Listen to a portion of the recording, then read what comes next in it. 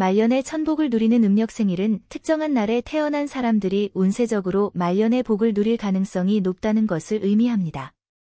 이러한 생일은 사주팔자의 구성과 오행의 균형, 그리고 특정한 날의 천문과 지지의 조합에 따라 달라집니다. 음력생일 중에서 말년의 천복을 누리는 세 가지를 살펴보겠습니다. 첫 번째, 음력 8월 15일은 중추절로 가을의 한가운데에 있는 날입니다. 이 날은 달이 가장 밝고 둥글게 빛나는 날로 풍성한 수확을 축하하는 의미가 담겨 있습니다. 이러한 기운은 사주에 긍정적인 영향을 미치며 특히 재물과 복덕을 의미하는 기운을 강화합니다. 음력 8월 15일에 태어난 사람들은 대체로 사주 내에서 금과 토의 기운이 강하게 작용하는 경우가 많습니다. 금은 재물을, 토는 안정과 부동산을 의미합니다. 이 둘의 조화로운 작용은 인생 후반기에 재물의 축적과 안정된 삶을 보장할 수 있습니다. 특히 가을은 금의 계절로 금의 기운이 왕성해지기 때문에 재물운이 크게 발전하는 시기입니다. 이 생일에 태어난 사람들은 일찍부터 열심히 일하고 재물을 쌓아두며 이를 바탕으로 말년에 큰 복을 누릴 수 있습니다. 또한 가정의 화목과 자녀들의 성공이 뒷받침되어 말년에 편안하고 풍요로운 삶을 살게 됩니다.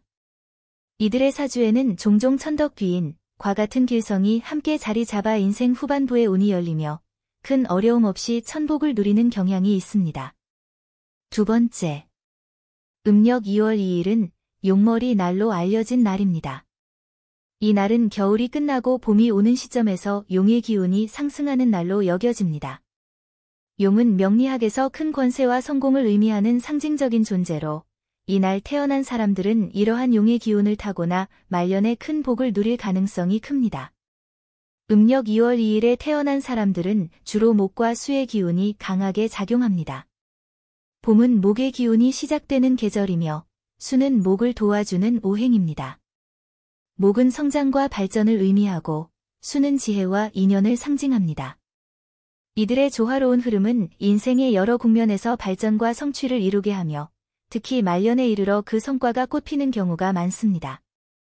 이날 태어난 사람들은 인생의 초반부터 중반까지는 큰 성과를 이루지 못할 수도 있지만 중년 이후부터 점차 운이 열리며 말년에 큰 부와 명예를 얻게 됩니다.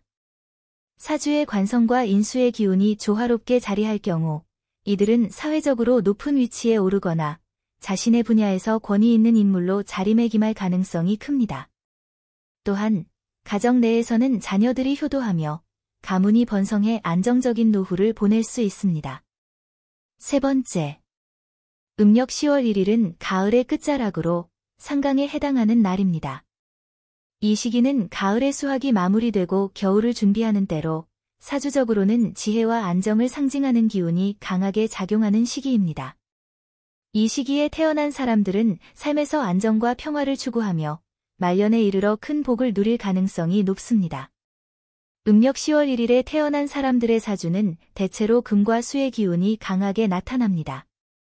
금은 가을의 대표적인 오행으로 재물과 성과를 의미하며 수는 지혜와 지식을 상징합니다. 금과 수의 조화는 인생 후반기에 지혜로운 선택을 통해 재물과 명예를 쌓을 수 있는 가능성을 높여줍니다. 이날 태어난 사람들은 일찍부터 자신의 능력을 개발하며 인생의 여러 경험을 통해 지혜를 쌓아갑니다. 특히 중년 이후에는 자신의 경험과 지혜를 바탕으로 사회적으로 인정받는 위치에 오르며 자산을 효과적으로 관리하여 말년에 재정적으로 여유 있는 생활을 하게 됩니다. 또한 이들은 자녀들과의 관계가 좋고 주변 사람들과의 인연도 두터워 말년에도 외롭지 않고 풍성한 삶을 누리게 됩니다. 종종 사주에 복덕귀인이나 길성이 들어있어 어려운 순간에도 도와주는 사람들이 많아 큰 어려움 없이 천복을 누리는 경우가 많습니다. 말년에 천복을 누리는 음력생일은 사주팔자의 조화로운 구성을 통해 결정됩니다. 이러한 음력생일에 태어난 사람들은 오행의 균형과 특정 기운을 타고나 인생 후반부에 안정적이고 풍요로운 삶을 누리게 됩니다. 물론 사주 외에도 개인의 노력과 인연이 중요한 요소로 작용하지만 이러한 날에 태어난 사람들은 기본적으로 말년에 천복을 누릴 가능성이 크다고 할 수 있습니다.